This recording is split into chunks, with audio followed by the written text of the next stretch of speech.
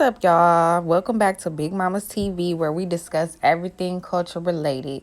And today, I'm going to be discussing Candyman 2021. I just recently went to go see it over the weekend, and I got a couple things I want to say about the movie.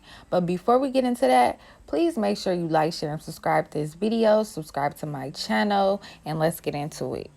So before I get into it, I'm just going to give you guys a warning right here that this is a spoiler review. So if you have not seen the movie, you might want to check out of this video right now because like I said, it's a spoiler review. But if you just like you over it, you haven't seen it yet, check this out because I'm just going to let you know. To me, the movie ain't even worth going to spend your money on. It's some shit you can see at the crib, you can download at home and watch the bootleg because it's really not worth it. Like, for me, it wasn't worth it. And I was highly anticipating this movie. I was a huge fan of the first Candyman. Like, I remember when I first saw the very first Candyman, it was with my father, rest in peace.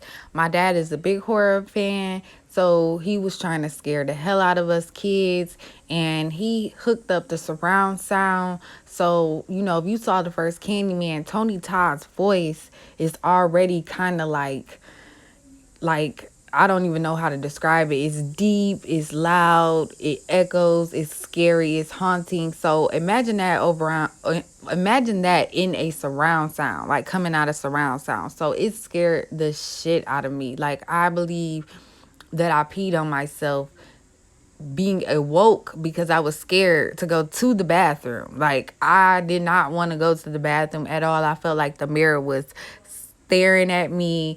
And even till this day, grown me, you will not catch me saying or playing with that name. Like, I will not say that name 5 times in the mirror. I don't play like that. And I'm not even going to let you play like that around me. Because what you're not going to do is call this man and then he just get me because I'm a bystander, because I'm there. I'm a witness. You know what I'm saying? I don't play that. But so I'm saying all that to say that that's how anticipated I was for this film. Like, I was like, okay, what can they do?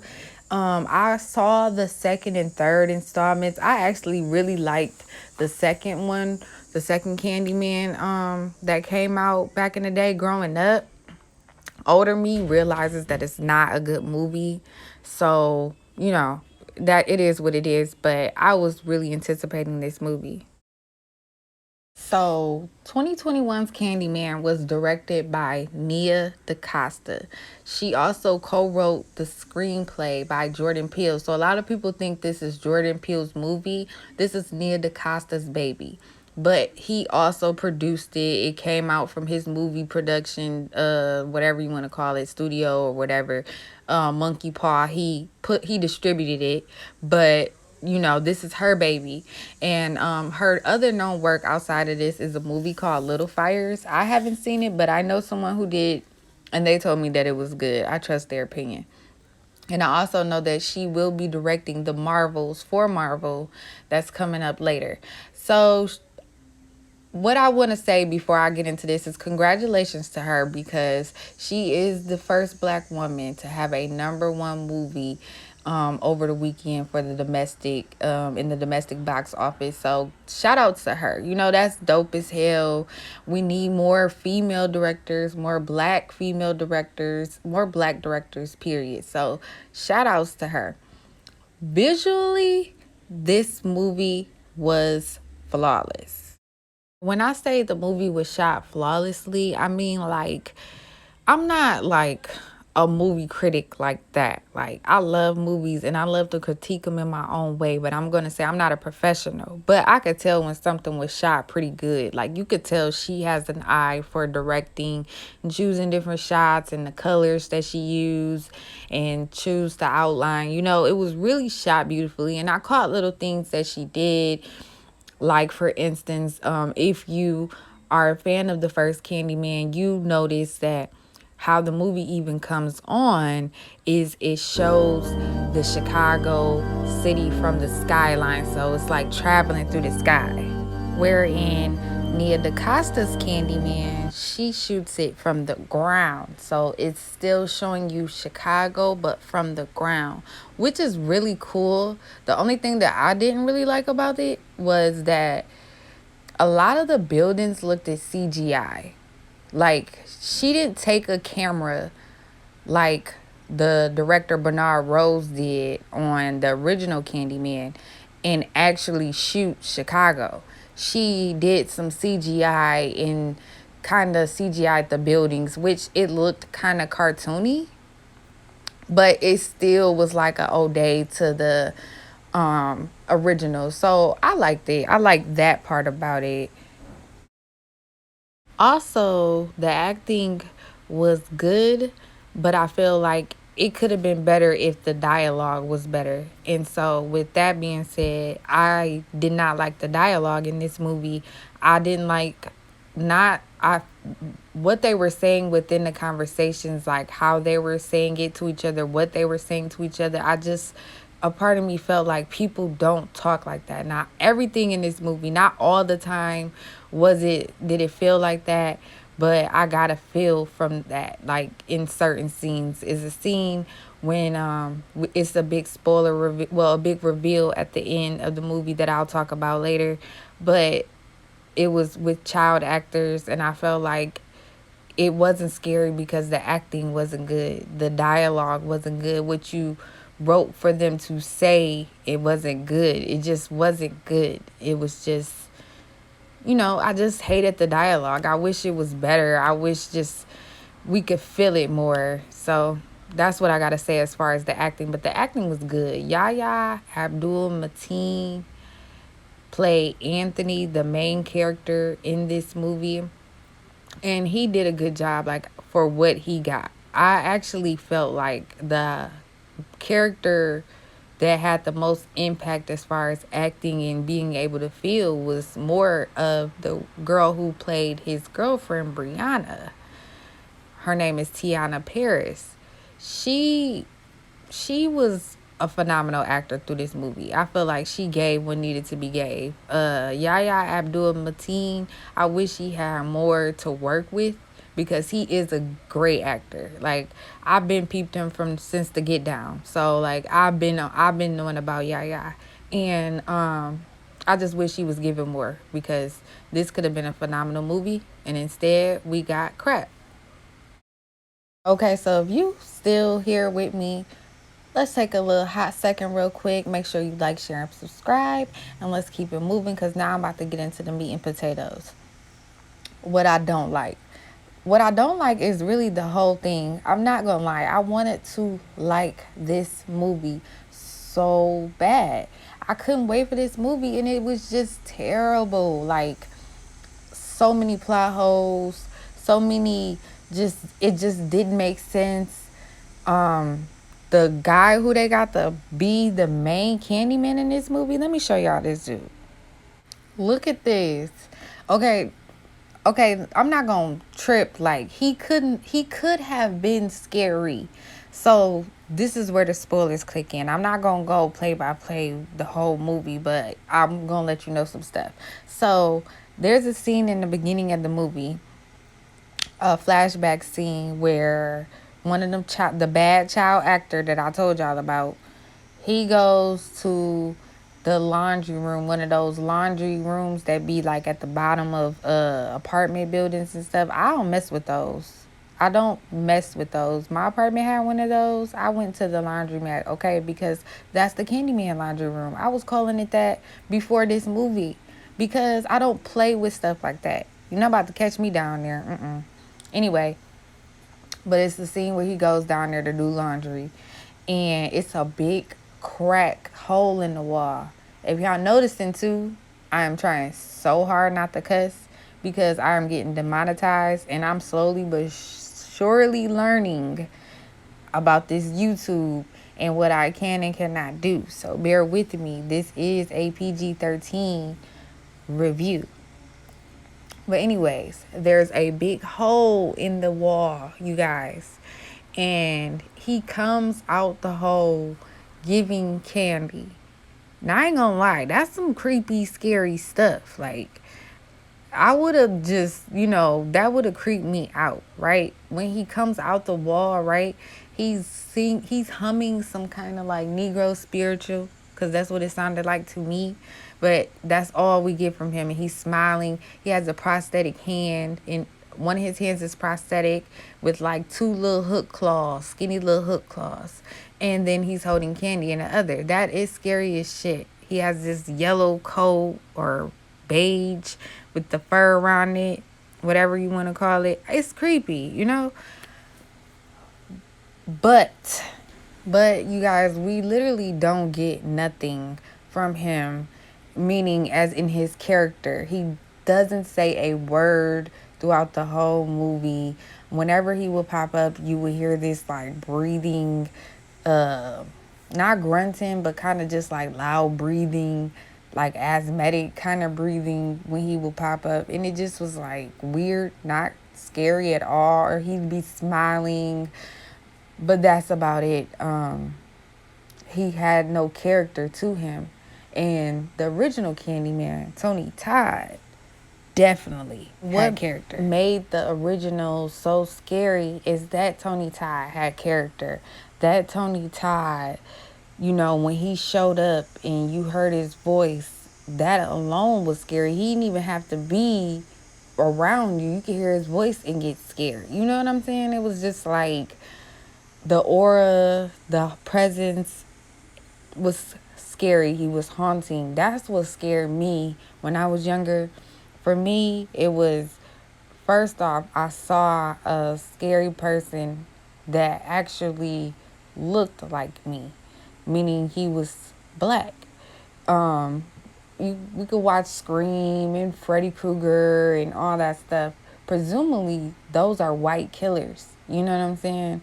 Those are people that if you're black, this is how I'm thinking. If you're black, you don't expect that. That's not how horror things happen in the black community. We experience different kind of horrors.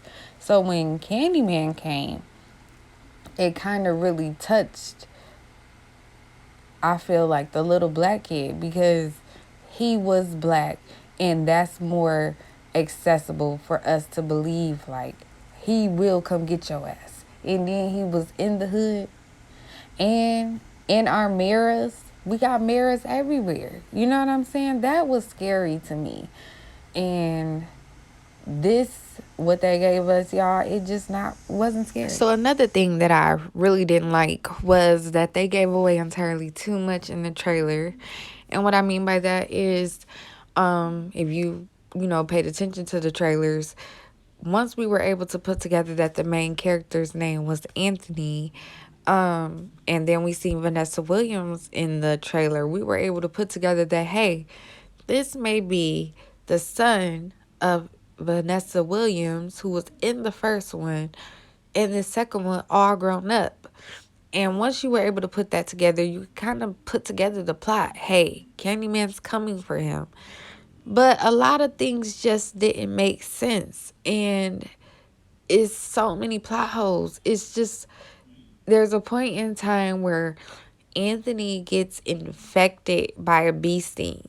And all throughout the movie, this dude never fucking goes to the hospital. And his hand just looks terrible throughout the movie, like to the point where any average person would have went to the hospital. And he never goes to the hospital. And then when he does go to the hospital, we never see him actually get it treated. We just see him leave the hospital bandaged up. We never hear what the doctor has to say about it or anything. So that in itself was like weird as hell. It was just a lot of weird things and plot holes and dead end storylines that was going on in this movie. And it kind of just was like, did you guys rush this out? What was the issue? Another thing that I really didn't like, and this is probably my main thing, is the changing of the Candyman lore. And they didn't completely change it, but they put a twist to it that I really just didn't care for it. I didn't like weaponizing Candyman's name and turning him into a weapon against gentrification and people who wrong the black community. I don't like it like that. I like the fact that Candyman, had smoke for everybody. And he still has smoke for everybody, but I just feel like the way they were trying to weaponize it in this movie, I didn't like that. I could tell that the movie was pandering to the times that, we were in. And this movie was supposed to come out way back in 2020. And that was, amidst the whole Breonna Taylor situation, and around the Black Lives Matter movement was really, really strong at that time. And, that would have been a good time for that movie to come out. But even still, I just felt like they should have kept it around the same thing. And it touched on racism and all that type of stuff on its own without even having to change it. You know what I'm saying? You didn't have to do all that. We already have that. And I just didn't feel it. I don't like it. And I just feel like the whole movie could have been done better. As far as the kills, they did some pretty good kills, cool kills. They were doing it to like where you could see the reflection, or you would see the reflection of a killing. Some of the kills I would have liked to see head on. I would have liked to see up close, but I mean, the way she shot it was pretty cool, I guess. I wish the Candyman was more scary. And then, correction, I said that the problem before was my number one problem. This by far was the main issue. And I had to wait to the very end of the movie to have this issue. But the very end of the movie, we finally get to see Tony Todd.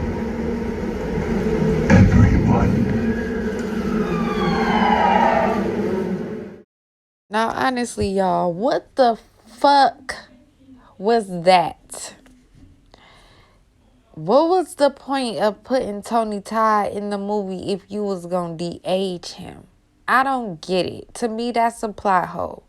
Because if the old ass man could have been was the main scary villain, why couldn't Tony Todd be old in the movie? Like, I didn't see the point of de-aging him. I thought that shit was pointless because he still looked old. You're not going to get the Tony Todd in the early 90s, okay? So why couldn't we just use Tony Todd? Why do we have to create this Sherman character in the first place? Or if we were going to create him, why do we have to use him as the main source, the villain throughout the movie? Because he was not scary. We didn't get scared until we saw and heard Tony Todd's voice at the end of the movie. And I just feel like it was just a waste of time, you guys. I was so disappointed. And for people that saying they want to see a part 2, I don't. They ruined it. They basically made it seem like unless you're doing wrong by black people, you're harming the community, you're a crooked cop, that's who Candyman's going to get. Not if you call him in the mirror at a sleepover, because this is a folklore, a scary story that's being passed around, that he will come and get you. Now you're putting it in a realm of, oh, only if you're crooked or only if you've done harm to a certain community, then he'll come and he'll stand up and basically seek justice for you. I don't like that. And that's my take on the whole Candyman 2021. I know I'm long-winded. Oh, well. If you made it here, the very end with me, then I fucks with you. Because then that means you fuck with me. Please like, share, and subscribe my video. If you made it to the end, I actually recorded this video weeks ago.